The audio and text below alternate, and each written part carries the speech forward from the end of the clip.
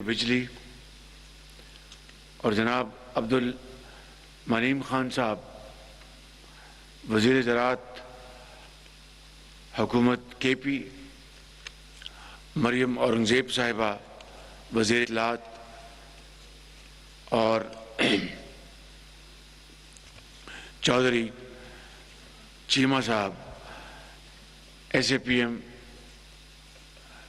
Parliamentarians, secretary food, سرکاری افسران اور میرے زرعی شعبے سے تعلق رکھنے والے کسان بھائی، خواتین و حضرات، مہمانان گرامی، السلام علیکم۔ آج یہ پروگرام ہماری حکومت کی مدت پوری ہونے سے پہلے شمسی توانائی سے چلنے والے ٹیوب ویل، یہ اگر میں یہ کہوں کہ اگر معیشت کا وہ کون سا پہیہ ہے جو کہ پاکستان کے اندر خوشحالی کا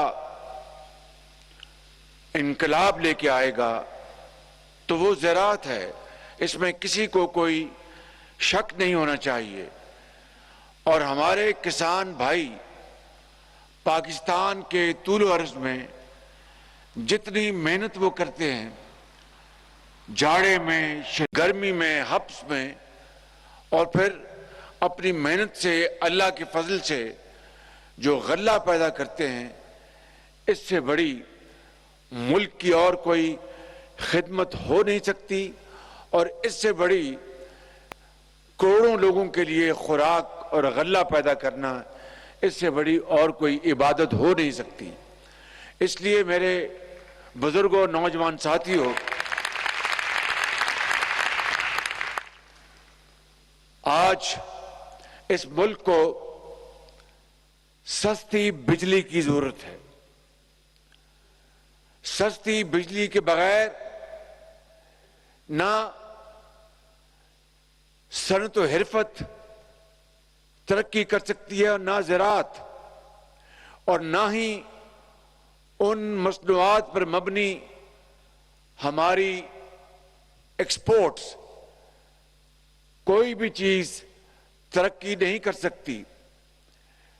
اس لیے میں سمجھتا ہوں کہ سستی بجلی مہیا کرنا کسی بھی حکومت کا فرض اولی ہے، چاہے وہ پاکستان کے اندر مفلوق الحال طبقات ہوں، چاہے وہ طالب علم ہوں، چاہے وہ ایک کسان ہو، ایک چھوٹا دکاندار ہو، ایک ریڑی فروش ہو، یا کوئی بیوہ یا کوئی یتیم جو بڑی مشکل سے اپنے گھر کے حالات درست کرتا ہے۔ اس کے لیے میں نے شمسی توانائی کے لیے میں نے پچھلے 16 مہینوں میں میرے نوجوان ساتھیوں، بزرگوں اور میری بہنوں، میں نے اور میری حکومت نے بے پناہ کوشش کی، مگر شومی قسمت کے حالات ایسے تھے، ملک کے اندر سیاسی افراتفری اتنی تھی، اور آئی ایم ایف کے حوالے سے جو چمگوئیاں ہو رہی تھی، اور ایک غیر متوقع صورتحال تھی، ایک ایسی صورتحال کا سامنا تھا جس کا صحیح طور پر اندازہ نہیں لگایا جا سکتا تھا۔ میں نے 3 دن پہلے ایک جلسے میں ڈیفالٹ کا مطلب عام آدمی کی زبان میں سمجھایا تھا۔ آج اپنے کسان بھائیوں کو جو اسلام آباد کے اور دوسرے ملکہ اضلاع سے یہاں پر تشریف لائے ہیں، میں آپ کو 1 منٹ کے اندر یہ عرض کرنا چاہتا ہوں کہ اگر آئی ایم ایف کا پروگرام ہمیں نہ ملتا، IMF کی شرائط کیسی ہے وہ ایک علیحدہ ایک معاملہ ہے کہ وہ شرائط بڑی کڑی اور بڑی سخت ہے، اس میں کوئی شک نہیں. لیکن اگر IMF کا پروگرام نہ ہوتا تو پھر پاکستان کے ساتھ کیا ہوتا اور پاکستان کے عوام کس مشکلات سے دوچار ہوتے، وہ میں آپ کو آج عرض کرنا چاہتا ہوں. پھر میں دوبارہ اس شمسی توانائی کی طرف آؤں گا. اگر IMF کا پروگرام نہ ہوتا اور خدا نہ خواستہ پاکستان ڈیفالٹ کر جاتا تو دوائیوں کی دکانوں پر لائنیں لگی ہوتی ہیں اور دوائیاں نہ مل رہی ہوتی. باہر سے زندگی بچانے کے لیے جو ادویات اور ٹیکے باہر سے امپورٹ ہوتے ہیں ان کی تلاش میں لوگ مریض ان کے پیارے وہ دن رات مارے پھر رہے ہوتے، وہ نہ ملتے. پیٹرول کی پمپوں کی وہاں پر لائنیں لگی ہوتی.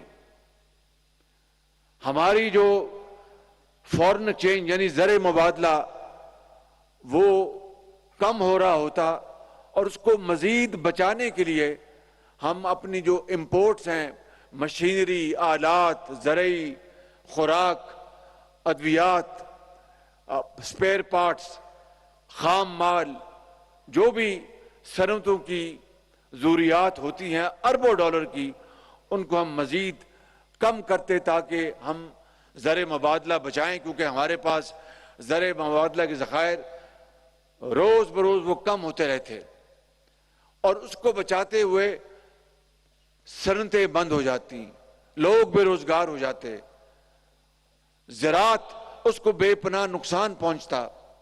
ہمارے ساتھ جو عالمی جو بینک ہیں وہ ہمارے ساتھ کام نہ کرتے، ہمارے ساتھ وہ تجارت نہ کرتے، ایلچیاں نہ کھلتی، یعنی جن کو انگریزی میں کہتے ہیں لیٹر آف کریڈٹ.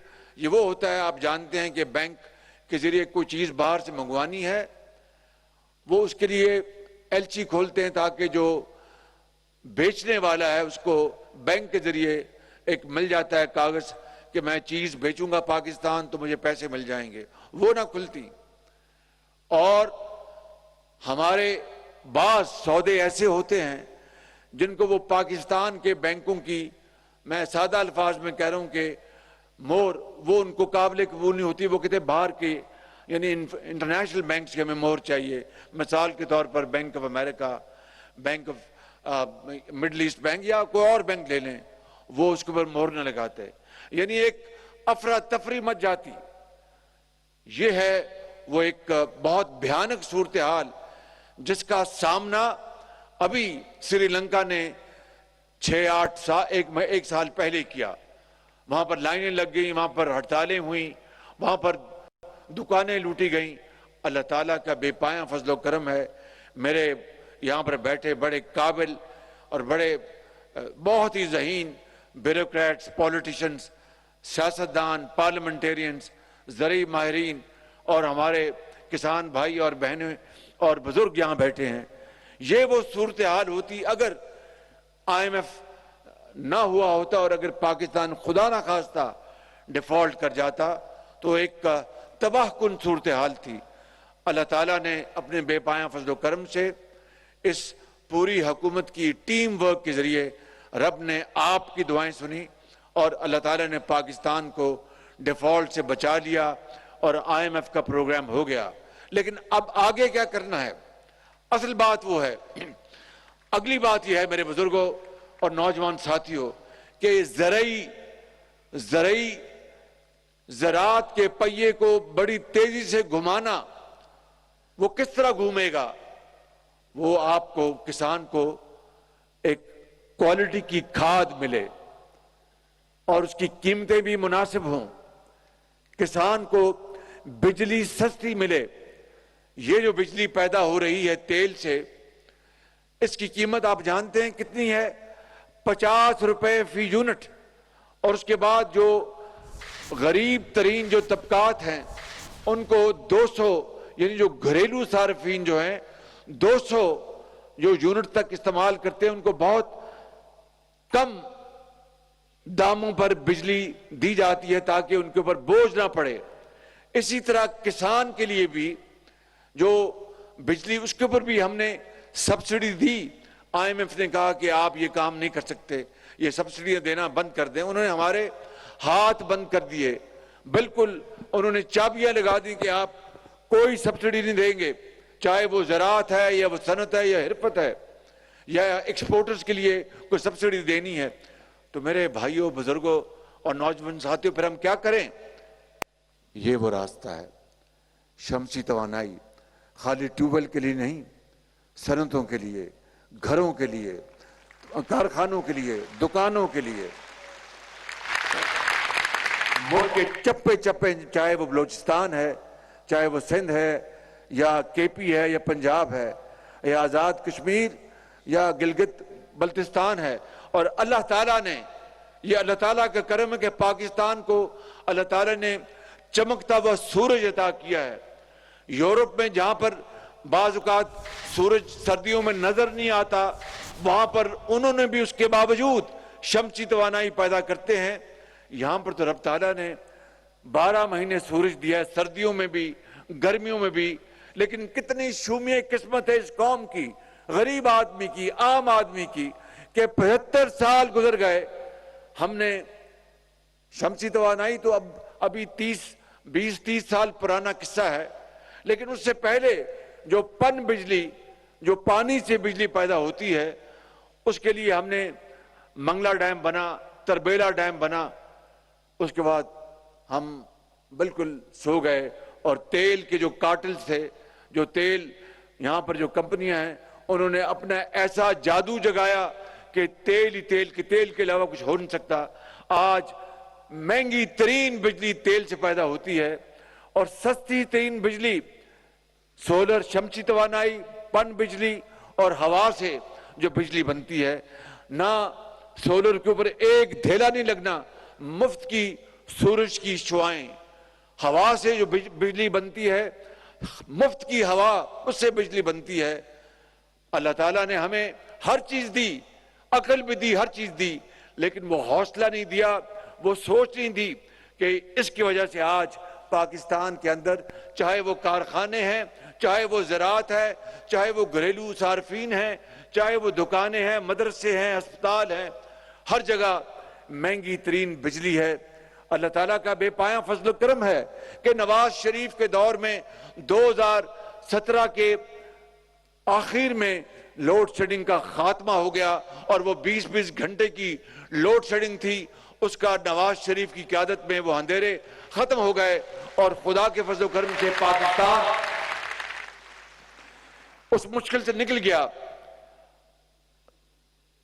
یہ ساری بات میں نے اس لیے بتائی ہے کہ کل ہم اپنی مدت مکمل ہونے کے بعد, ہم کل صدر پاکستان کو میں لکھ کر بھیج دوں گا کہ اسمبلی کو تحلیل کر دیا جائے, اور پھر انٹرم گورنمنٹ آئے گی. میں آج یہ پروگرام آپ کے سامنے اور قوم کے سامنے آج اس لیے لایا ہوں کہ خدا گواہ ہے کہ اس سے زیادہ اہمیت کا کوئی منصوبہ ترقی کا پاکستان کے اندر کوئی اور ہو نہیں سکتا, ماں سوائے شمسی توانائی, شمسی توانائی, شمسی توانائی. تو اس کا آج اس کی بنیاد رکھ دی گئی ہے. 377 ارب روپے کا اس کا حجم ہے. اب میں یہ سادہ الفاظ میں آپ کو سمجھانا چاہتا ہوں. ہم نے یہ فیصلہ کیا ہے کہ اگر مثال کے طور پر اس سولر ٹیوب ویل کی قیمت 100 روپے, آپ کو سمجھانے کے لیے, ویسے تو کنورژن کا میں نے پتہ کروایا, جو تیل سے چلتے ہیں, ڈیزل سے ٹیوب ویل, اس کے اوپر لاگت آئے گی تقریباً 40 لاکھ روپے کنورژن کی, یعنی شمسی توانائی سے جو چلیں گے. اور جو بجلی سے چلتے ہیں ٹیوب ویل, ان کے اوپر لاگت آئے گی کوئی 26 لاکھ روپیہ ان کو کنورٹ کرنے کے لیے. لیکن آپ کو سمجھانے کے لیے کہ اگر 100 روپیہ اگر قیمت ہے اس سولر کے ٹیوب ویل کی, تو 33 روپے دے گی حکومت پاکستان, یہاں پہ 33 روپے دے گا صوبہ, جس صوبے میں وہ ٹیوب ویل لگنا ہے, اور 33 روپے دے گا کسان بھائی. یعنی کتنا کم بوجھ آپ پہ ڈالا ہے ہم نے. 1/3 اور 1/3. مگر وفاق میں جو ٹیوب ویل کسانوں کو ابھی میں نے چند اپنے کسان بھائیوں کو یہ دیے ہیں, وفاق میں 2/3 وہ حکومت پاکستان دے گی, اس لیے کہ وفاق میں صوبہ کوئی نہیں ہے. وہ وفاق میں وفاقی حکومت ہے یا پھر کسان ہے. تو اگر 100 روپیہ قیمت ہے ٹیوب ویل کی, تو وفاق یہاں پر اسلام آباد کے قرب و جوار میں جو ہمارے ذمہ دار بھائی ہیں, کسان بھائی ہیں, ان کو 67 روپے وفاق دے گا اور 33 روپے کسان اس میں حصہ ڈالے گا اور اپنا شمسی توانائی والا ٹیوب ویل لگا لے گا. یہ انقلابی قدم ہے اور اس کے بغیر پاکستان کی ترقی کا سوچنا بھی محال ہے. اس لیے میں کسی کو اس وقت الزام نہیں دینا چاہتا, ماسوائے کہ یہ سیاسی لیڈرشپ کو کئی دہائیوں پہلے یہ فیصلہ کرنا چاہیے تھا کہ جب پن بجلی کے منصوبے عروج پر تھے ان کو مکمل کرتے. ابھی میں سعودی عربیہ کا ایک وفد آیا, ان سے میں بات کر کے آیا ہوں اور ان کو میں نے کہا کہ دیا میر بھاشا ڈیم جو ہے اس کو آپ اس کے اوپر سرمایہ کاری کریں. اس کے اوپر تقریباً 14-15 ارب ڈالر کی سرمایہ کاری ہونی ہے دیا میر بھاشا ڈیم کے اوپر. اور میں آپ کو بتانا چاہتا ہوں, یعنی ایک سادہ اور موٹی باتیں تاکہ ہم اچھی طرح سمجھ جائیں اور مسائل کیا ان کا حل کیا ہے. دیا میر بھاشا ڈیم جتنا آج تک بن سکا ہے, یہ ڈیم جو ہے یہ بہت بڑا ڈیم ہے. اس میں ذخیرہ بھی ہوگا پانی کا جس سے آپ کی زمینوں کو پانی ملے گا تو زمینیں اپنا سیراب ہوں گی, زرخیز ہوں گی اور غلہ وہ وہاں پر اگلے گا. دوسرا, وہاں پر پاور ہاؤس بجلی بنے گی, تقریباً 4000 میگا واٹ بجلی بنے گی پانی سے. اب اس کے اوپر 12-15 ارب ڈالر خرچ ہونے ہیں. نواز شریف کے دور میں اللہ تعالیٰ نواز شریف کو لمبی عمر عطا فرمائے, انہوں نے دیا میر بھاشا ڈیم کی بنیاد ڈالی اور وہاں پر 100 ارب روپے نواز شریف نے مختص کیے.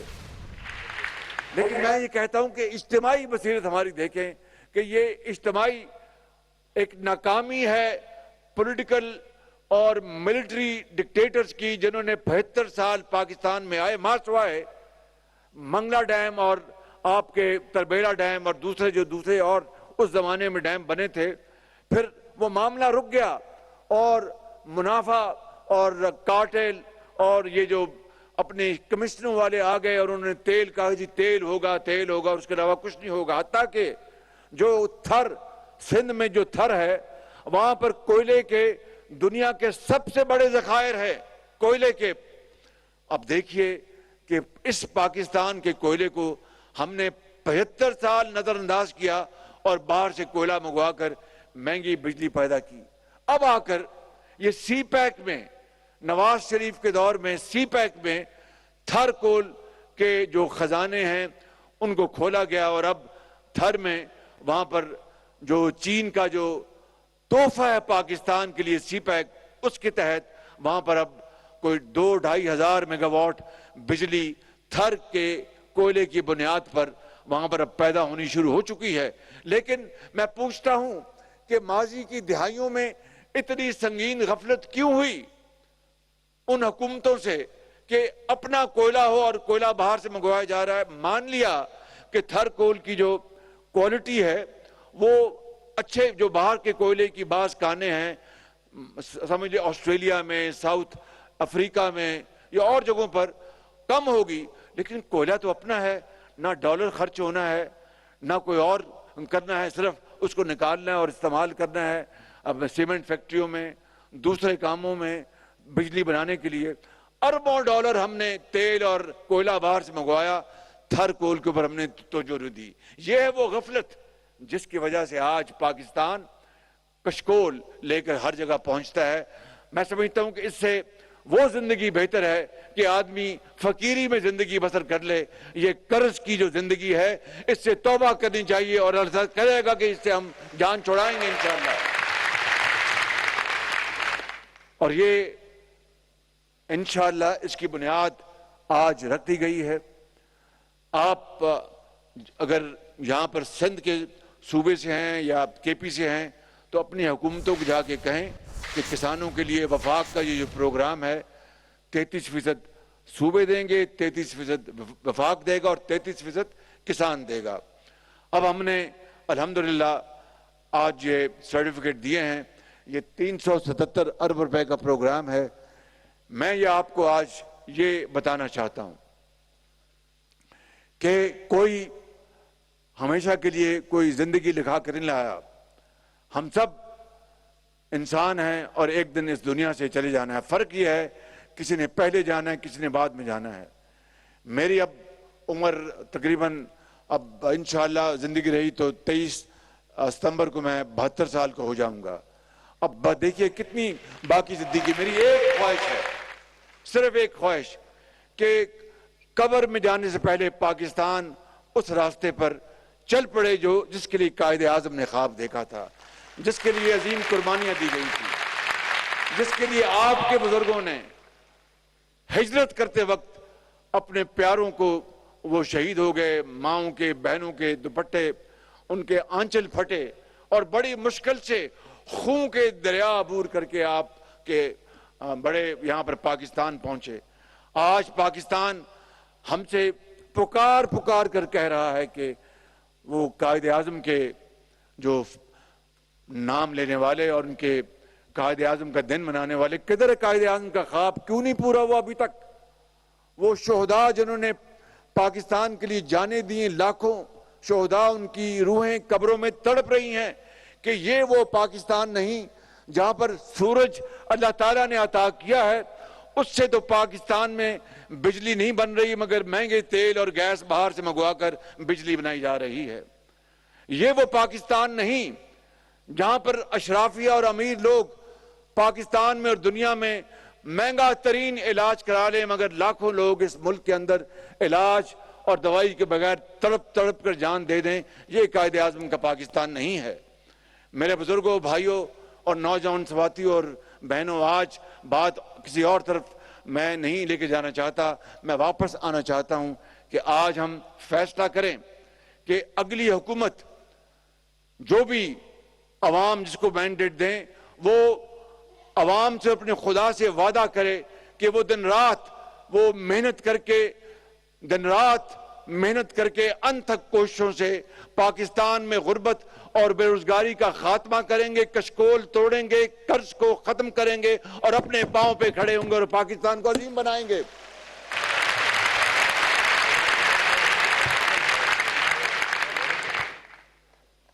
تو اگر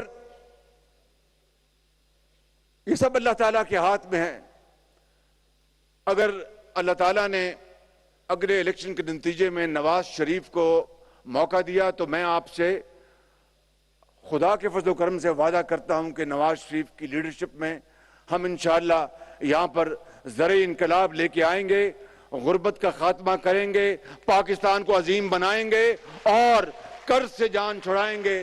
انشاءاللہ میرے ساتھ نعرہ لگائیں: پاکستان، پاکستان، قائد اعظم.